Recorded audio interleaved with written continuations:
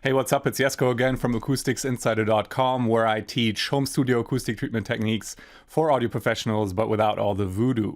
So in today's video, let's talk about literally putting your home studio in a bedroom, right? Obviously, a home studio is often in a bedroom, but we're actually using the room just as a studio. But what if it is literally our bedroom? What if we kind of live in maybe are at college, at university, in a dorm room, in university halls or university accommodation, or just at home and in a small room, our parents' bedroom still, and we have to put our bed in the same room with our studio setup. How does that actually impact the sound? What's the best way to deal with this?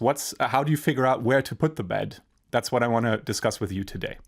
So let me just start by saying that if you can't fully dedicate a room to music, to sound, to just building everything around your setup, it always comes with large compromises, mainly because you are less flexible in where you can put your setup, and also with the remaining available space that you can use for treatment, both for reflection control and low frequency control, okay? So if it doesn't matter if it's an actual bedroom, so if your bed is still in there, if you're setting up your studio and there's maybe sort of a kitchen in there, if it's a living room, if there's just another like chill out area, if you can't dedicate the entire room to sound, you're gonna have to make compromises, and it's mainly gonna show in terms of how much low-end control you can achieve, okay?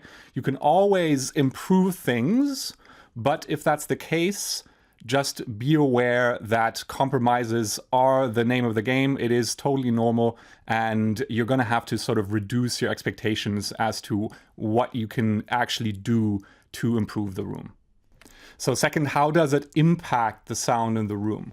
Well, a bed really kind of acts like a very big, but not particularly effective absorber, right? So it absorbs mids and high frequencies primarily, some low end as well, but don't get your hopes up. And because we don't really have an option to position it kind of constructively in the room, it doesn't, for example, take care of any reflection duties, for example. It just kind of sits there and sucks up some of that limited mid and high frequency reverb time that we have in the room, similar to kind of a carpet. And the only real way to not have it do that is to not have the bed in the room. So then how do you best place a bed in a bedroom studio? Well, in the end, it doesn't really matter where it ends up, as long as it, on one hand, doesn't stop you from positioning your setup properly, right? So as I've talked about many times, setting up your listening position in your low-end sweet spot and then setting up your speakers properly. And second, that it doesn't stop you ideally from doing proper placement of panels for reflection duties, for reflection control and low-end control, so damping standing waves, okay? So you really kind of just gotta kind of try some placements on paper, some positions on paper, and see which one of those gives you the kind of the least compromise in terms of flexibility of placing your setup and properly using the space still to place panels for reflection control and low-end control. But look, if you have to put a bed in your studio, it is ultimately always going to be a compromise, okay? So cut yourself some slack, don't obsess about it too much. There really isn't kind of an ideal solution there apart from moving the bed out of the room. And because it uses up so much space, acoustic treatment really only becomes kind of interesting once you can fully dedicate the room to sound.